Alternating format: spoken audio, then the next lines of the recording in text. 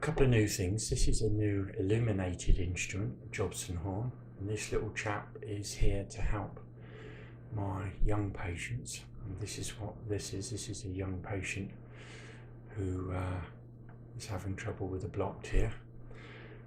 The little hand puppet, by the way, hasn't got a name at the moment, so we're running a bit of a competition on Facebook to give him a name.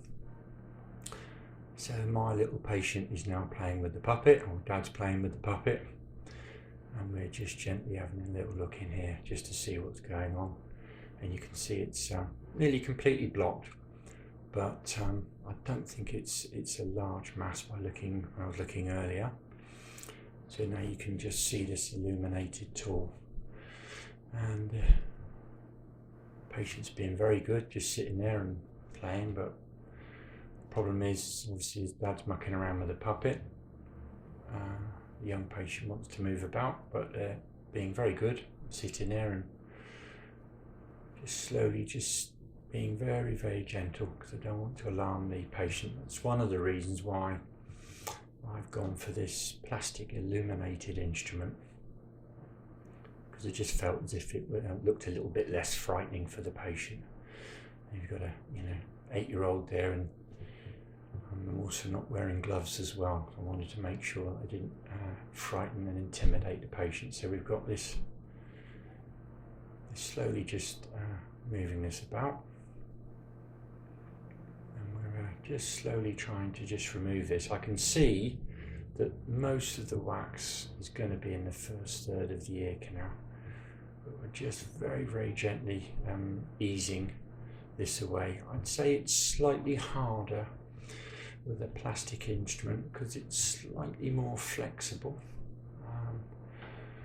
but it's working, and it's doing its thing. So we're just slowly removing this, and I'm just slowly taking this off the side wall of the ear canal called the meatus.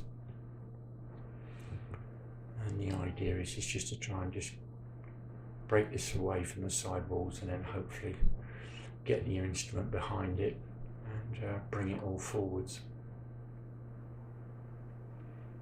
This patient had a blockage only in one ear, but interesting, you'll notice when we first started there was a little gap in the top hand corner.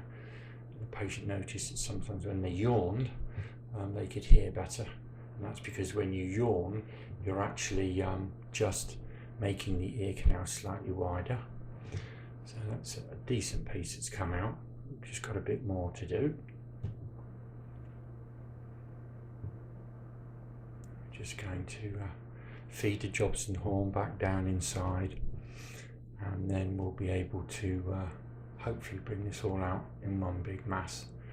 I think this is a lot better procedure to do than in this case than doing irrigation or microsuction. I think the child would have found the microsuction quite scary, and this is all working out very nicely, and so I've managed to pull most of that out now. And in fact, that little piece there that you can see, I'm just about to remove literally by hand, and then you'll see that there's very little left behind it. So we're just going to bring that forward now, and that's all just coming out.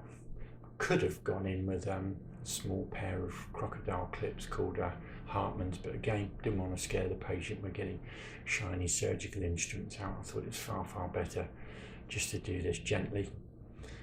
And so I'm just removing that now, and that's absolutely fine. I don't want to do any more to this. There's the patient's ear canal and eardrum, nice and healthy, and the patient's very happy. So always remember, guys, like me on Facebook, and I'll see you shortly.